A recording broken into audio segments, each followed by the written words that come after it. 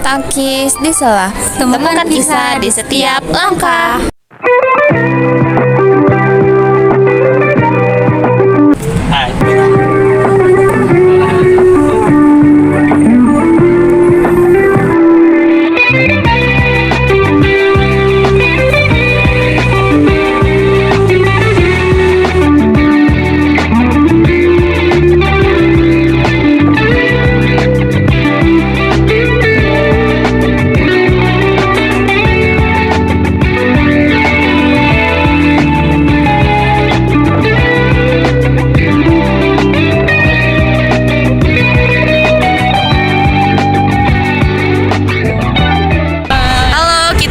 Satria Mandala. Di sebelah kiri kita ada kapal Macan Tutul 602 dan di sebelah kanan kita ada pesawat TT 0434 dan di sini tuh ada beberapa dua meriam 25.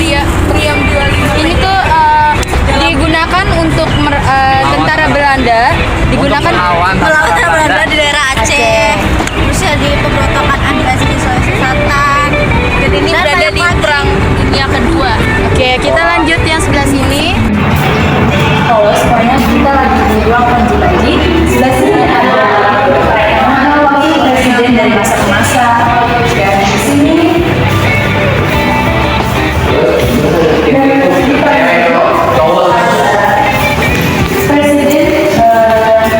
Presiden Republik Indonesia nya masa ke masa.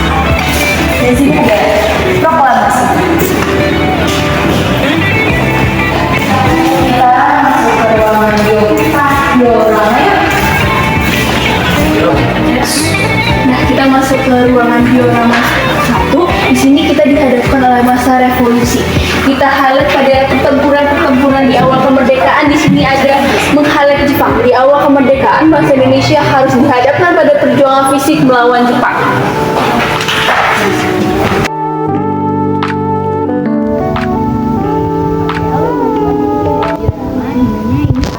Pada saat pembentukan BKR atau Badan Keamanan Rakyat, yaitu pada 22 Agustus 1945. Nah, di sini adalah rapat panitia untuk persiapan kemerdekaan Indonesia, yaitu pada tanggal 22 Agustus. Nah, di sini memutuskan untuk tidak membentuk tentara nasional, melainkan BKR itu sendiri. Nah, di sini para pemuda menggunakan FKS sebagai wadah perjuangannya, sehingga dalam kenyataan menjadi korps pejuang bersenjata, mereka mempelopori pendidikan kekuasaan dari tangan Jepang di berbagai pelosok tanah air.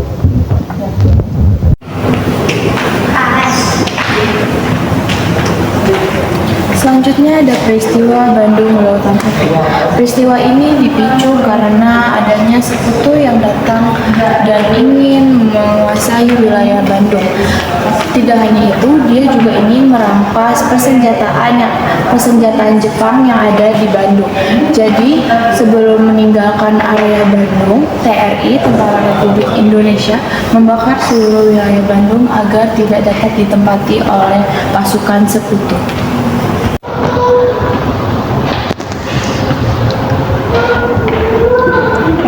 Jadi setelah pembentukan KNI dan BKR ini, pemuda atau rakyat dari Malang itu mulai melakukan aksi-aksi perebutan kekuasaan dari tangan Jepang nih. Nah, contohnya itu ada di sini. Jadi waktu itu pertama kali sasarannya adalah Katagiri Witai, yaitu pangkalan laut. Nah, setelah akhirnya berhasil direbut, selanjutnya sasarannya ini adalah pangkalan udaranya. Nah, pada saat sudah berhasil direbut, tapi ini tidak berlangsung lama karena pada akhirnya terjadi lagi perebutan kekuasaan yang lainnya.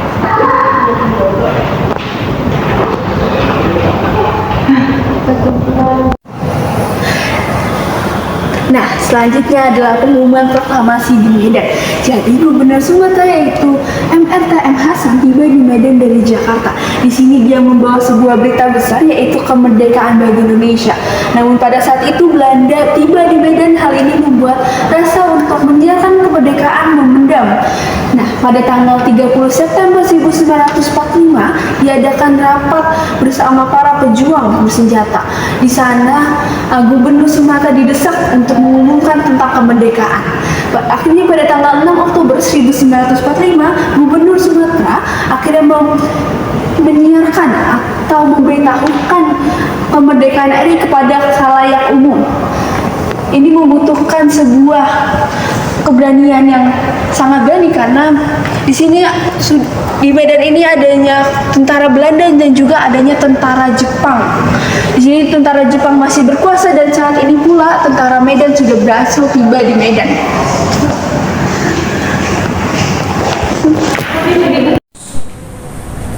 Nah, di sini ada pertempuran 5 hari Semarang. Nah, pada tanggal 14 Oktober 1945, pemuda-pemuda Semarang bergerak merebut gedung-gedung yang diduduki oleh Jepang, khususnya di daerah Candi Baru. Nah, berikut adalah diorama yang menggambarkan salah satu pertempuran di sekitar Hotel Duvilion. Keesokan harinya, Nakamura Putai yang berkekuatan kurang lebih 1.500 orang dari Jatingalaya bergerak menyerang kota Semarang dari 3 jurusan. Pemuda-pemuda ditangkap dan peristiwa ini membangkitkan perlawanan para pemuda-pemuda yang tergabung dalam BKR, Polisi Istimewa, Angkatan Muda, dan lain-lain. Hingga pecah pertempuran hebat di dalam kota, antara lain di kantor besar Jabatan Kereta Api, Gedung Kepetai, Bojong, Bulu, dan Pendirikan. Pada awal Perang Kemerdekaan, pasukan polisi dan pasukan istimewa bentukan tentara penduduk Jepang merupakan satu-satunya kesatuan bersenjata yang tidak dilucuti oleh Jepang.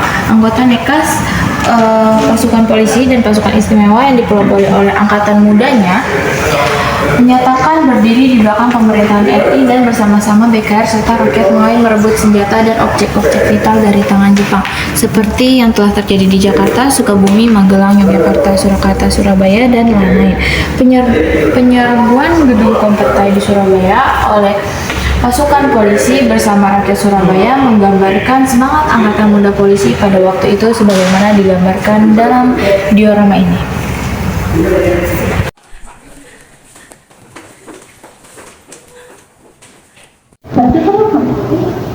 Jadi pada saat ini kita akan memasuki ruang senjata yang dimana ini dipakai pada masa sebelum kemerdekaan dan yang sampai sekarang. Nah, kita lihat. Nah, selanjutnya adalah persenjataan ABRI dan TNI. Jadi periode kelahiran ABRI dan TNI itu 1945 sampai sekarang. Kita bakal bahas persenjataan ABRI dan TNI setelah proklamasi kemerdekaan. Jadi yang kita tahu bahwa bekal utama saat Indonesia melawan penjajahan yaitu panah, tombak, bambu runcing, dan pedang. Tetapi jika kita melihat adanya foto ketika pejuang-pejuang itu memakai sebuah tembakan, sebuah senjata seperti pistol atau macam-macam, yaitu adalah senjata-senjata yang berhasil direbut dari tangan sekutu seperti Jepang, Sekutu, dan Belanda. Senjata yang berasal dari Jepang yaitu mitrailleur tipe 89 dan mitrailleur tipe 100. Nah, di sini merupakan ada contoh senjata yang direbut dari tentara asing yaitu Jepang.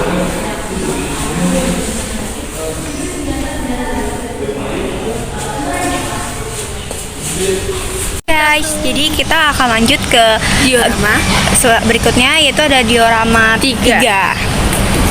Mari kita lihat apa aja sih yang ada di diorama 3. Oke, stay tune. Ada di diorama 3 dan 4, yang dimana ini adalah Museum Perjuangan dari Bangsa. Oke, kita langsung aja masuk ke dalam ya.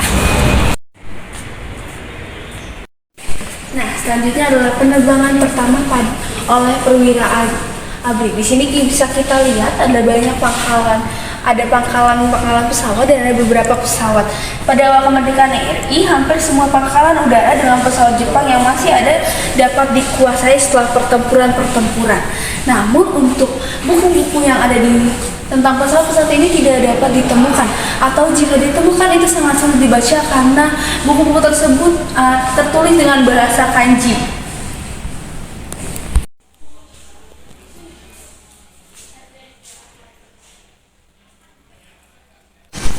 Baik, ini adalah salah satu contoh dari pesawat Indonesia yang asalnya dari Jepang. Bisa dilihat di sini pesawat ini pernah dipergunakan oleh TNI AU sebagai pesawat latih, pengintai dan juga pengangkut. Nah, ini adalah contoh pesawatnya. Rodanya masih ori ya, teman-teman. Bajunya ori. Nama pesawat ini adalah pesawat Jurek.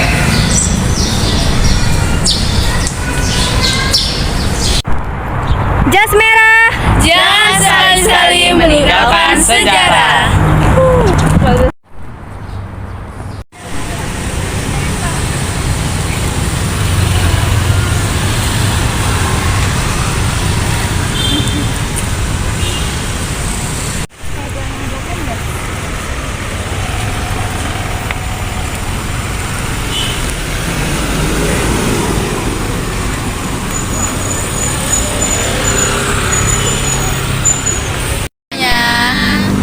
Selanjutnya kita ada di Museum Joang 45. Yuk kita masuknya ke dalam.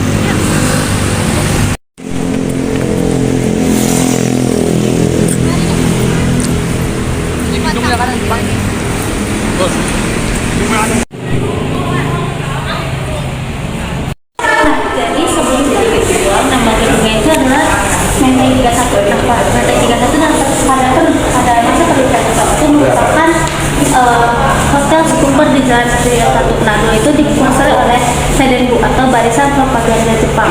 Nah, pada bulan Juli 1942, gedung Menteng 31 itu diserahkan kepada pemuda Indonesia dan atas dasar para pemuda seperti Adam Malik, Soekarno, Khairul Saleh dan A.M. Hanafi. Gedung Menteng 31 ditemukan asal Angkatan Laut Indonesia. Pertempuran laut dengan serangan Jepang ke Labuan Brunei, Singapura, Semenanjung Malaya, Palembang, Tarakan, dan Balikpapan yang merupakan daerah-daerah sumber minyak. Jepang sengaja mengambil taktik gurita agar bertujuan untuk mengisolasi kekuatan Hindia Belanda dan sekutunya yang bergabung dalam ABDA. Nah, serangan-serangan itu mengakibatkan kehancuran pada armada laut ABDA, khususnya Australia dan Belanda. Nah, selanjutnya adalah Belanda menyerah tanpa syarat kepada Jepang. Jadi, pada tanggal 20 Februari 1942, tentara K-16 di bawah pimpinan Letnan Jenderal Hitoshi Imamura mendarat di 3 tempat, yaitu Banten, Jawa, Eretan Wetan, dan juga Karanganyar. Dan di situ dia segera untuk menggempur pertahanan Belanda. Setelah merebut pangkal udara Kalijati, di sana pada 8 Maret 1942 Imamura memberikan ultimatum kepada pihak Belanda bahwa jika tidak meninggalkan Jawa, maka tentara Jepang akan menghancurkan dan juga menghancurkan seluruh tentara Belanda dan sekutunya. Nah, selanjutnya adalah peristiwa Rengas Dengklok ini pada subuh 16 Agustus 1945. Jadi ini satu hari sebelum kemerdekaan. Nah, pada saat itu Bung Karno, Bung Hatta, Ibu Fatmawati dan Guntur diamankan oleh pemuda yang didukung oleh pasukan peta pimpinan Shofondo Singgi menuju Rengas Dengklok. Tujuannya adalah mendesak Tunggal untuk menyelenggarakan proklamasi segera dan juga untuk mengamankan para tokoh dari Jepang. Di sini bisa kita lihat bersama Rengas Dengklok, rombongannya diamankan di rumah Gio Lisong seperti foto yang ada di atas ini.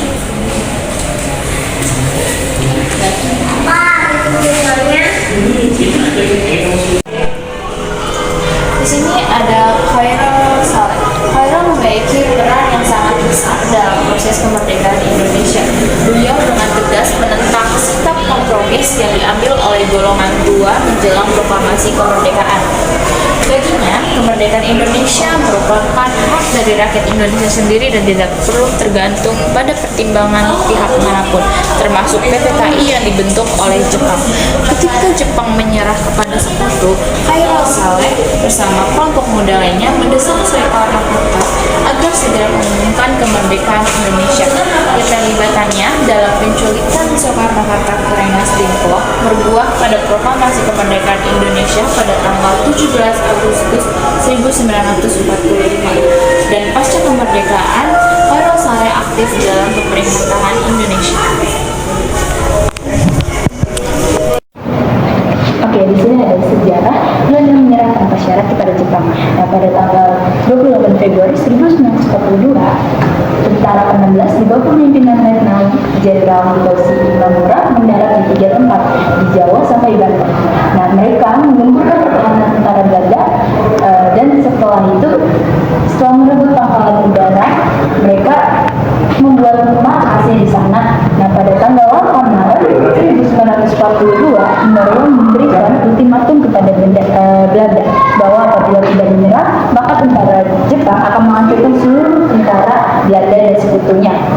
Nah, habis itu, panglima tentara Hindia Belanda datang ke Kalijati dan memulai perundingan antara pemerintah Hindia Belanda dengan pihak tentara Jepang. Nah, lalu Imamura menyatakan bahwa Belanda harus menandatangani pernyataan menyerah tanpa syarat.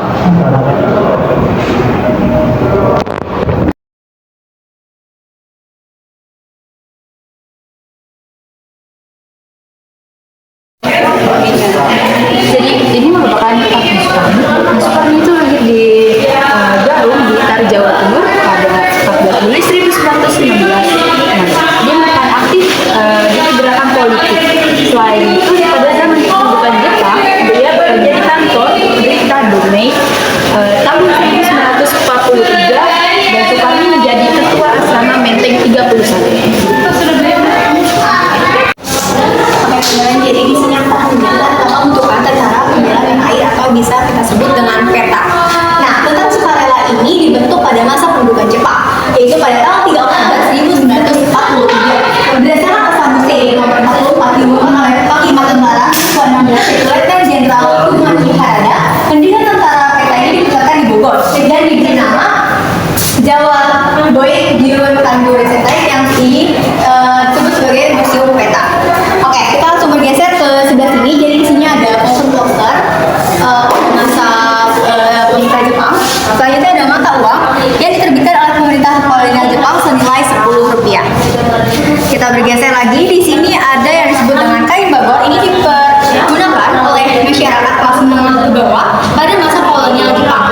Nah, kain ini berasal dari serat bagor atau sejenis pisang-pisangan yang dibuat oleh masyarakat dalam kondisi sulit untuk memperoleh benang katun untuk pakaian. Oke, lanjut lagi. Di sini adalah seragam tentara peta yang sudah kita jelaskan tadi. Tentara pembela tanah air atau disebut dengan peta yaitu dibentuk oleh Jepang. Selanjutnya, ini adalah samurai atau bunto. Ini replikanya. Jadi ini adalah pedang Jepang, yaitu pengamal militer standar. Dibedakannya itu keluaran AD sebagai Shin Gunto dan AL itu Kai Gunto sebutannya. Seperti ini ya teman-teman.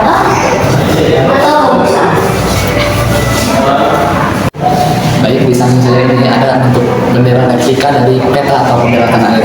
Di bendera peta ini ada lambang Islam dengan logo bulan dan bintang, dan juga ada lambang Kekaisaran Jepang yang digambarkan dengan matahari terbit. Baik teman-teman, jadi di sini di belakang saya ini adalah poster-poster yang ada pada masa di Jepangan.